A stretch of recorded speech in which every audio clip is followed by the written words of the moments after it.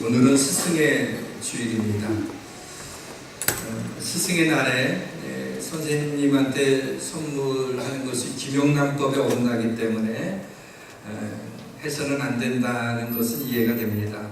그런데 선생님한테 고마워서 카네이션을 달아드리려고 해도 생화는 안 되고 종이로 만든 카네이션만 달아드릴 수 있고, 그것도 학급 대표만 선생님에게 달아줘야 된다라고 하는 교육부 지침에 실수를 금하지 못했습니다.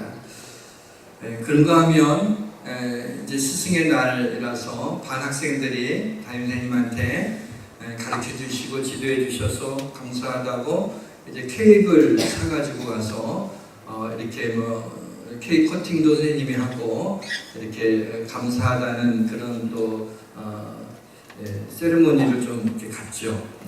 갖고 나서 케이크 잘랐으니까 먹어야 되잖아요. 근데 그것을 잘라갖고 반 학생들이 먹어야지 선생님이 잡수시면 안 된다는 이게 뭔가 교육부에 계신 머리 좋으신 분들이 좀 너무 놀래고 있는 게 아닌가라는 그런 생각이 듭니다. 그래서 이제 선생님들이 스승의 날을 좀 없애달라고 그렇게 이야기하게 되는 참 웃지 못할 우픈 그런 일들이 일어나고 있습니다. 심지어는 청소년 페미니즘 모임에서는 학교 다닐 때 선생님한테 성폭력이나 성희롱을 당한 그런 그 학생들이 나중에 모여서 이 스승의 날에 우리 그 선생님한테 자신을 희롱한 선생님한테 감사하지 않습니다라고 하는 편지 보내는 캠페인을 한다고 합니다. 아니 안 보내면 되지, 감사하지 않습니다 뭐 하면서 안 좋은 글들을 써서 선생님한테 보낸다고 합니다. 심정은 이해가 되지만 좀 씁쓸한 마음을 금할 수가 없습니다. 우리 교회 아이들의 신앙교육을 위해서 헌신하는 우리 교회 앞 선생님들에게 오늘은 좀 어떤 식으로라도 감사를 좀 표현했으면 좋겠다는 생각이 듭니다. 미처 생각하지 못하고 또 이렇게 준비하지 못하셨으면 오늘만이라도 우리 내 아이들 또 우리 교회 아이들을 맡아서 헌신하시는 우리 선생님들에게 위해서 여러분들이 기도해 주시는 그런 일들이 있으면 고맙겠습니다. 오늘 말씀의 제목을 기도의 자리로 들어갈 때라고 정했습니다. 이 시간에 성령의 은혜가 우리와 함께 하시기를 주님의 이름으로 축원합니다. 기도하지 않으면 우리의 신앙생활이 건조해지게 됩니다. 우리 영혼이 극심한 가뭄에 갈라지는 논바닥과 같이 우리 영혼이 메마른 심령이 돼서 좀 풍성한 하나님의 은혜를 누리지 못하게 됩니다. 사랑하는 성도 여러분, 우리가 기도의 자리에 들어가게 될 때 시냇가에 심은 나무와 같이 철을 따라 열매를 맺으며 잎사귀가 마르지 아니하며 모든 일에 형통함이 있게 되는 것을 믿으시길 주님의 이름으로 축원합니다. 모든 것이 잘 될 것입니다. 오늘 오후에 4시에 인직 예배가 있습니다.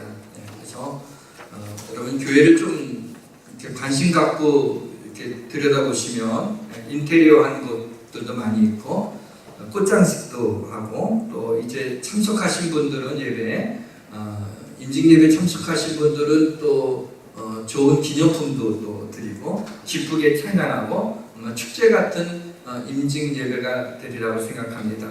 그러나 그 임직 예배를 드리기 전에 먼저 임직자들은 물론이지만은 우리 모든 성도들이 성령께서 이 임직 예배 가운데 임재하여 주시기를 하나님 앞에 구하여야 할 것입니다.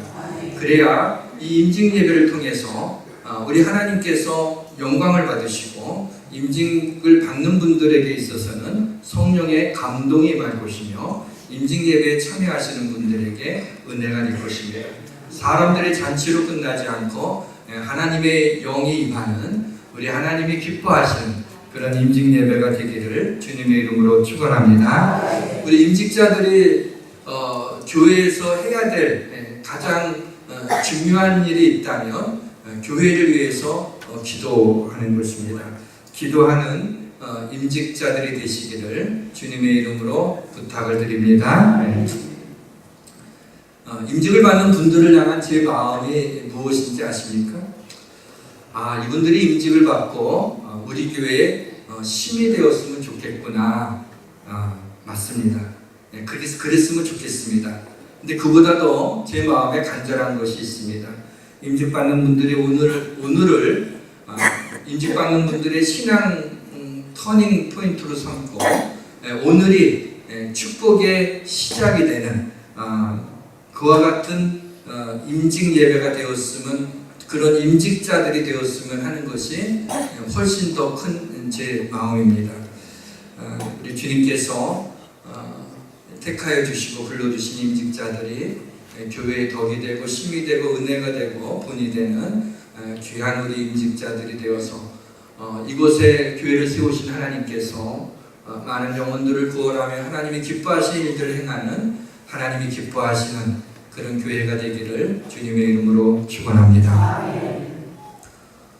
복을 히브리어로 바라크라고 합니다. 바라크. 이것은 무슨 뜻이냐면 무릎을 꿇다라고 하는 뜻을 가지고 있습니다. 히브리 사람들이 무릎을 꿇을 때는 두 가지 경험이 있어요. 하나는 왕 앞에 나아갈 때 무릎을 꿇습니다. 또 하나는 하나님 앞에 나아갈 때, 하나님께 예배를 드리고 기도할 때 무릎을 꿇습니다. 그거 외에는 히브리 사람들이 사람에게 그냥 무릎을 꿇는 것은 자기 목숨보다 더한 그런 수치를 여기기 때문에 생명 걸고 무릎을 꿇지 않는다고 합니다. 그렇다면 우리 하나님 앞에 무릎을 꿇는다라고 하는 것은 우리가 얼른 탁 떠오르는 것이 기도구나 라고 하는 것이 이렇게 연상이 됩니다. 기도하는 것이야말로 하나님을 가장 가까이 대할 수 있는 게 아닐까요? 하나님 아버지 그러면서 하나님 주의 성령의 인도하심을 따라 기도할 때 하나님을 우리가 가까이 대하게 됩니다. 우리는 흔히 복이 바라크라고 하는 데서 나왔다면, 성경적인 히브리적인 이 복이 무릎을 꿇는다라고 하는 것이 복이라고 하는 얘기는 무엇을 우리에게 던져주고 있냐면, 우리가 기도해서 어떤 것을 얻는 것이 있어요. 그것도 하나님의 복이겠지만은 사실은 그보다도 우리가 하나님 앞에 무릎을 꿇고 가까이 나가 기도하는 것 그 자체가, 그것이 하나님의 복이라는 겁니다. 기도를 한다는 것이 복이라는, 또 기도할 때는 기도하려고 무릎을 꿇는 순간에 우리의 기도를 이미 하나님이 들으시고 하나님이 응답하셨다는 것을 우리가 알 수가 있습니다. 그래서 시편에 보면 하나님께 가까이 하기 내게 복이다 라고 하는 말씀을 하고 있습니다. 시편이 150편으로 굉장히 길죠. 150편으로 되어 있는데 마지막 장 마지막 절에 어떻게 나와 있냐면 호흡이 있는 자마다 여호와를 찬송할지니라 할렐루야 이렇게 맞춰지게 돼요. 자, 여기에서 호흡이 있는 자마다 여호와를 찬송, 여호와를 찬양할지어다 할 때 이 찬양이라고 하는 이것을 보면은 이 노래의 어떤 곡조를 가지고 있지만은 찬양이 그러나 그 내용을 보게 되면 기도입니다. 그래서 찬양을 뭐라고 얘기하냐면 곡조 있는 기도라고 합니다. 그래서 그 얘기는 다시 말씀드리면 호흡이 있는 자마다 기도하라라는, 호흡이 있는 자마다 살아있는 자마다 하나님을 찬양하고 하나님 앞에 기도하라는 그런 말씀입니다. 오늘 본문을 담고 있는 이 야고보서는 행함을 강조하는 책으로 알려져 있지만 사실은 기도를 더 강조하고 있어요. 그래서 야고보서 1장에 이렇게 시작이 되죠. 너희 중에 누구든지 지혜가 부족하거든 후히 주시고 꾸짖지 아니하시는 하나님께 구하라. 그리하면 주시리라. 또 오직 믿음으로 구하고 조금도 의심하지 말라. 의심하는 자는 바람에 밀려 요동하는 바다 물결 같으니 그러한 자는 무엇인지 얻은 줄로 생각하지 말라고 이렇게 말씀하고 있습니다. 다시 말씀드리면 기도로 시작하고 있는데, 자, 오늘 본문이 있는 이 야고보서 5장에 보게 되면 마지막 장이죠. 거기에 오늘 본문이 6절로 이루어져 있어요. 근데 그 6절을 잘 보게 되면 반복해서 등장하는 단어가 하나 있는데, 그게 바로 기도라고 하는 단어예요. 그래서 기도가 절마다 절절히 박혀져 있는 것을 볼 수가 있습니다. 지금 기도를 강조하고 있는 것이죠. 네, 본문 13절에서 너희 중에 고난당하는 자가 있느냐 저는 기도할 것이요 너희 중에 즐거워하는 자가 있느냐 저희는 찬송할지니라 라고 하는 말씀을 하고 있습니다. 자, 조금 전에 제가 찬양을 곡조 있는 기도라고 말씀을 드렸어요. 그러니까 고난당하는 자가 있느냐 저는 기도할 것이요. 그 기도를 얘기해요. 즐거워하는 자가 있느냐 저는 찬송할지라. 그 찬송도 왜? 곡조 있는 기도라는 거예요. 다시 말씀드리면 고난 중에도 하나님 앞에 기도하고, 그리고 즐거워하는 가운데서도 하나님께 기도하는 거예요. 근데 이 두 가지 중에 여러분이 더 어떤 것이 어려울까요? 고난 중에 하나님 앞에 기도하는 것이 어려울까요? 아니면 즐거워하는 가운데 하나님 앞에 기도하는 것이 어려울까요? 즐거움 속에 기도하는 것이 더 어렵습니다. 고난은 우리로 하여금 기도의 자리로 들어가게 해요. 우리 어린아이가 다쳤어요. 그런 거예요. 누굴 먼저 찾아요? 엄마 하고 달려오잖아요. 자기가 다치고 아프면 엄마를 생각해요. 아빠를 생각해요. 우리가 이 땅에 살아가면서 받는 상처나 아픔이 있으면 하나님 아버지 하고 나오게 되는 거예요. 이게 그리스도인들의 자연스러운 거예요. 하나님 앞에 나오게 되죠. 고난 가운데. 물론 즐거워하는 가운데서도 기도할 수 있죠. 왜냐하면 즐거울 때는 감사하죠. 하나님이 주신 복으로 인하여 감사해요. 그러나 즐거운 가운데는 가슴이 저미는 기도를 할 수가 없어요. 그러니까 기도하는 것은 사실은 고난 중에 있을 때 기도하기가 어려운 것처럼 보이지만 그렇지 않다는 거예요. 그렇다고 고난이 우리 인생의 주자가 되어서는 안 됩니다. 우리 인생에 고난당하는 것, 재앙을 당하는 것은 그 자체는 하나님의 뜻이 아니에요. 고난당함이 내게 유익이라. 그래, 고난 많이 받아라. 내한테 유익이니까. 그 얘기가 아니란 말이죠. 고난 가운데서도 하나님의 뜻이 있고, 고난이 변하여 복이 되는 하나님의 능력이 나타나기 때문에 그 고난에 우리가 낭망할 필요가 없다는 거지만, 고난 자체를 그러니까 하나님 고난 주시옵소서 이렇게 기도할 필요는, 그런 멍청하게 할 필요는 없어요. 그런데 그렇지만 생각해 보세요. 고난이 있었기 때문에 내 심장이 강해진 거 아닙니까? 그 고난이 있었기 때문에 내가 그렇게 하나님 앞에 부르짖었던 것 아니겠습니까? 바벨론의 포로로 잡혀가서 고난이 끝이 보이지 않는 이스라엘 백성들이 절망 가운데 빠져 있었습니다. 그때 하나님께서 예레미야 선지자를 통해서 백성들에게 이런 말씀을 주십니다. 여호와의 말씀이니라. 너희를 향한 나의 생각을 내가 하나니 평안이요 재앙이 아니라 너희에게 미래와 희망을 주는 것이다. 그랬어요. 우리가 이 땅에서 고난을 당할 때 하나님이 나를 사랑하신다면서, 하나님이 전능하신다면서, 내가 그렇게 기도하는데도 왜 이 고난이 나에게서 물러가지 않는가? 정말 이해할 수 없고 원망이 되고 또 불평이 우리도 모르게 토해져 나오는 것을 보게 됩니다. 그런데 하나님이 내 생각은 내가 알아, 네가 아는 게 아니라, 그게 뭐냐면 나는 너한테 평안을 주려는 거지 재앙을 주려는 게 아니고 너에게 미래와 희망을 주는 게 내 본심이라고 라고 하나님께서 그 절망 가운데 있는 백성들에게 말씀해 주고 있는 거예요. 그런데 그 다음 구절이 중요합니다. 그 다음 구절을 주목하게 되면 바로 이어서 하나님이 그 말씀을 하시더니 너희는 내게 부르짖으라. 내게 와서 기도하면 내가 너희들의 기도를 들을 것이요 너희가 온 마음으로 나를 구하면 나를 찾을 것이요 나를 만나리라 라고 하는 말씀을 주셨어요. 굉장히 재밌는 장면인데요. 자, 절망 가운데 있는 백성들에게 주신 말씀, 절망 가운데 있는데 희망을 주겠다. 이제 바빌로니아가 영원히 유다 나라를 통치할 것 같아갖고 이제 미래가 없는데 하나님이 미래를 주시겠다 그랬어요. 어떻게 지금 절망 가운데 있는데 도대체 하나님이 어떻게 이 절망을 희망으로 바꾸시겠다는 겁니다. 그게 뭐냐면 하나님이 하시겠다는 거예요.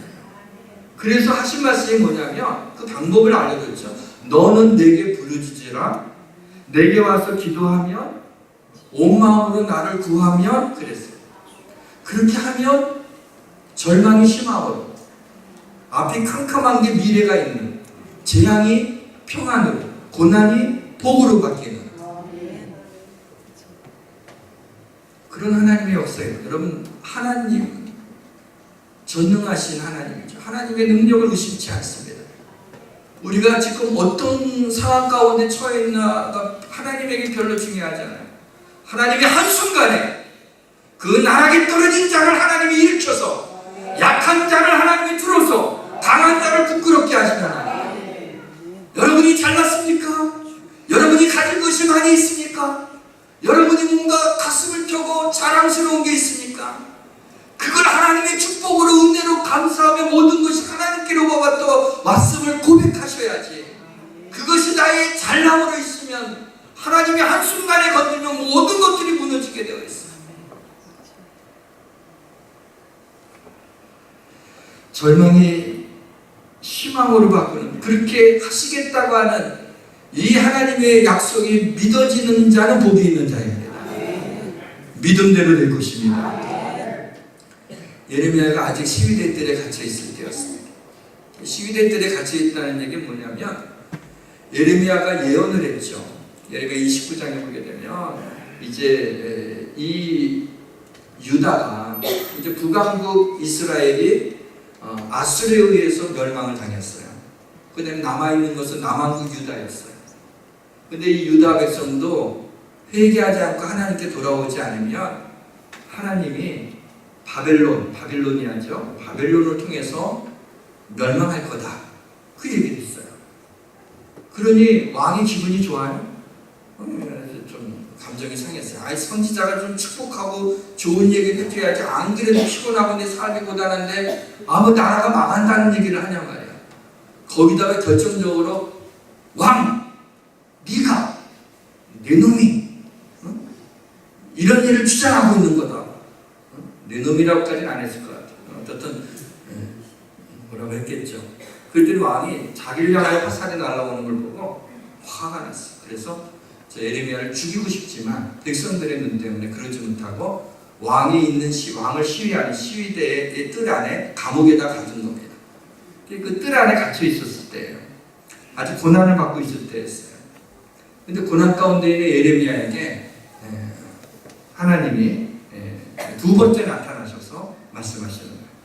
이를 행하시는 여호와, 그것을 만들어 성취하시는 여호와, 그의 이름을 여호와라 하는 이가 이와 같이 이르시도다.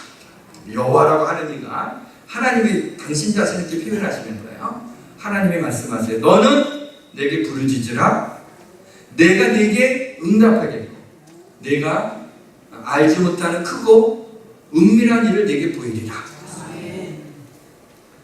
사실 예레미야도 선지자지만 하나님 말씀을 대언하고 예언하지만은 너무 오랫동안 그 옥에 갇혀 있으며 또 나라가 멸망할 걸 생각하며 눈물을 흘리고 있는 이 눈물의 선지자. 예레미야가 너무 마음이, 나라가 멸망하는 것도 마음이 아프고 백성들이 회개하지 않고 하나님께 돌아오지 않는 것도 마음이 아프고 또 자기 자신이 그렇게 감옥에서 오랫동안 갇혀 있는 것도 너무 힘들고 그리고 이렇게 낭망하게 되었을 때 예레미야 선지자를 일으킬 수 있었던 것이 뭐냐면 하나님이 아주 단도직입적으로 너는 내게 부르짖어. 내가 네게 응답할 거야. 근데 그것은 네가 알지 못해.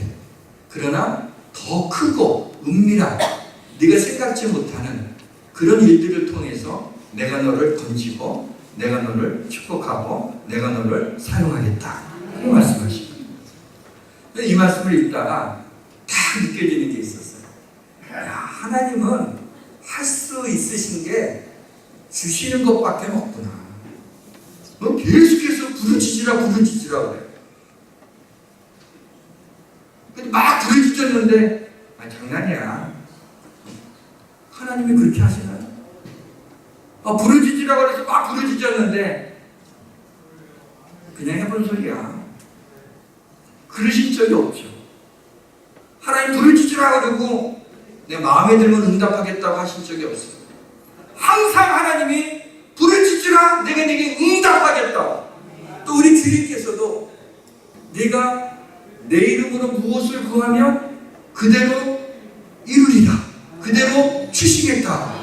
그 얘기들이 계속해서 구약의 하나님이 신약의 예수님께서 그 주제를 얘기하고 있어요. 그것을 믿는 자에게 그것이 이루어지게 된다는 것을 이야기하고 있죠. 그러면 왜 그러실까 생각했더니 하나님이 인간을 도우시는 방법은 하나님이 우리의 기도를 통해서 하나님의 도우심이, 하나님의 구원이 임하는 것을 그렇게 하나님이 시스템화 하신 거예요. 성경에 그렇게 구조를 갖춰서 우리에게 기도하라고 계속해서 이야기하며 그 기도를 통해서 우리를 도우시는 하나님의 손길을 경험하게 하시며 그 하나님을 보게 하시는 거죠. 사랑하는 성도 여러분, 지금 불같은 시험을 당하고 계신 분이 있습니까? 타는 목마름으로 불같은 시험을 당한다면, 그렇게 뜨겁다면 뜨겁게 하나님 앞에 기도하십시오. 그리고 내가 불 가운데 지날 때에도 타지도 아니할 것이요 불꽃이 너를 사르지도 아니하리라. 이사야 43장 2절 하반절에 나와 있는 말씀이죠. 여러분, 불 가운데를 지나가는데 타지 않는데요, 불꽃이 사르지를 못한다 그랬어요. 그 불보다도 하나님이 지켜주시며, 다니엘의 세 친구가 뜨거운 불 가운데 들어갔지만은 그 옷이 타지를 않았어요. 다니엘이 사자굴에 던져졌지만 하나님이 사자들의 입을 봉하셨어요. 우리가 지금 어떤 가운데 어떤 환경에 처해 있다 할지라도, 정말 내가 죽고 싶고 당장이라도 한강 땅에도 가고 싶은 마음이 있다 할지라도, 하나님은 여러분의 삶을 역전시킬 수 있는 능력이 하나님이십니다. 그래서 그 하나님을 믿으셔야 돼요. 그 하나님을 믿으셔야 돼요. 하나님께서 그래서 부르짖으라고. 근데 하나님의 응답은 제 경험으로 보게 되면 이렇게 응답하실 거라고 한 적이 별로 없는 것 같아요. 근데 생각지도 않았는데 나를 뒤돌아보게 되면 하나님 다 응답하셨어. 그래서 어떻게 된 거지라고 생각해도 생각이 안 나. 하나님이 하신 일은 흔적이 없어요. 사랑하는 성도 여러분, 고난당할 때 기도의 자리로 들어가심으로 고난이 복으로 변하는 신비를, 신앙의 신비를 경험하시길 주님의 이름으로 축원합니다. 자, 그럼 이쯤에서 질문 하나를 던질 수 있어요. 기도만 하면 다냐? 기도만 하면 되냐? 안 되던데. 자, 여기에 여러분은 어떻게 답하시겠어요? 기도만 하면 됩니까?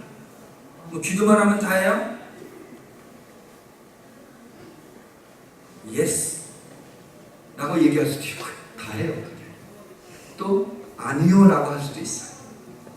좀 구분해서 생각을 해야 되는데요, 말씀을 보게 되면 계속해서 기도에 대한 이야기가 나올 때 하나님이 우리에게 요구하시는 건 딱 하나예요. 그냥 믿음으로라는 얘기고, 믿음으로 구하라는 얘기를 계속해서 하고 있어요. 내 믿음대로 되리라, 이런 말씀을 하시죠. 자, 믿음으로 구하면 그 이루어져. 왜요? 하나님이 그렇게 믿음으로 구하면 이루어 주신다고 그랬으니까, 믿음으로 구하기만 하면 되냐? 그래. 기도하면 다냐? 그래, 다다. 그게 틀린 얘기 아니에요. 그런 면에서는 기도만 하면 돼요. 기도하면 이 산으로 들어 바다에 던지우라면 그대로 될 것이라고 그랬잖아요. 그게 무슨 얘기냐면, 가장법을 쓴 거지만은 하나님이 하시면 못하실 것이 없다는 거예요. 우리 기도하면 하나님 응답하십니다. 우리 그리스도인들의 삶에 있어서 아주 곤고함, 아주 너무 힘든 일을 당할 때 기도하지 않고 이길 수 있습니까, 우리가? 그 아픈 마음을 달랠 수가 있습니까? 그래도 억울하고 힘든 건 하나님 아버지하고 기도할 수 있죠. 좀 다른 측면에서 한번 생각해 보면, 기도할 때 가장 강조하는 게 믿음이라고 말씀드렸어요. 근데 믿음은 실천력을 가지고 있어야 돼요. 믿으면, 그 정말 믿으면 믿음대로 행하라는 거예요. 오늘 본문을 담고 있는 이 야고보서는 특히 진정한 믿음은 뭐예요? 행함이 따라야 된다는 걸 강조하고 있어요. 기도에 대한 얘기도 많이 나오는데 야고보 그 사도가 이런 얘기를 합니다. 너에게 믿음이 있느냐? 그 믿음을 한번 좀 보여봐라. 나는 행함으로 내 믿음을 내게 보이리라. 그리고 행함이 없는 믿음은 그 자체가 죽은 것이다. 그러니까 믿음보다 행하는 게 중요하다는 얘기가 아니에요. 레알 믿음이 있으면 정말 그 믿음대로 살라는 거예요. 믿는다고 하고 그렇게 안 살아. 그 믿음이 참 믿음이겠냐는 거죠.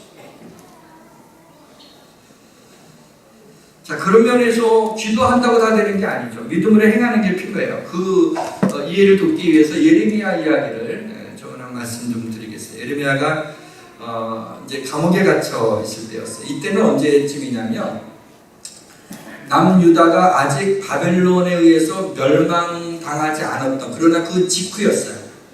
한일합방 되기 전에 1900년도 초에 있었던 그것처럼 나라가 삼키워지게 되는 검은 그림자가 드리워져 있는 그런 때였어요. 여전히 예레미야는 유다가 멸망할 거라는 걸 예언해서 시위대 뜰 안에 갇혀 있었어요. 그런데 어떤 일이 있었냐면 숙부의 아들이니까는 사촌이 되겠죠. 친사촌이 하나멜이라고 하는 친사촌이 찾아옵니다. 감옥에 찾아오는데 위로하려고 찾아온 게 아니라 나라가 돌아가는 걸 보니까 이 사람이 좀 죄리에 밝았나 봐요. 야, 이거 땅 가지고 있어봤자 이거 나라가 망하면 내 땅은 그냥 바벨론에 귀속되겠구나. 야, 이거 어떡하나. 그래갖고 만만한 게 예레미야 사촌이었어. 그래갖고 예레미야를 찾아갔어요. 그러면서 당신 나하고 가까운 친척 아니냐 말이야. 그러면서 내 재산을 가져갈 수 있는 권리가 있다.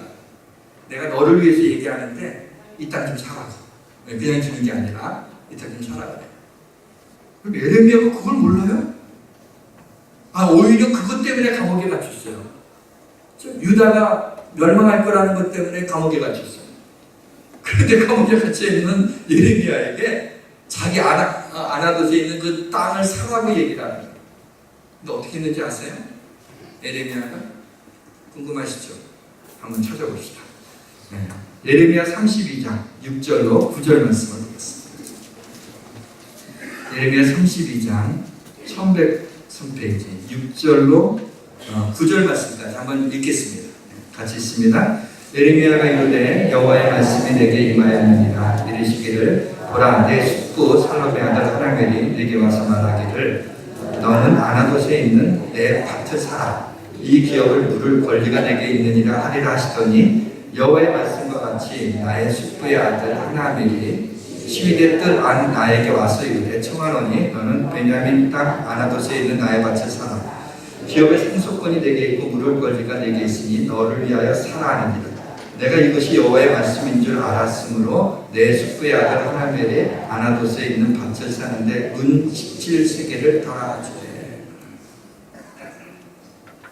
예레미야가 그 사기꾼 같은 사촌의 말을 듣고 땅을 삽니다. 왜요? 그 땅을 사는 건 바보 같은 일이에요. 이게 나라가 멸망하게 됩니다. 또 그것 때문에 갇힌 예레미야인데 너무나도 잘 알고 있는데 그렇게 이루어질 건데 왜요? 왜요? 보세요. 여호와의 말씀입니다.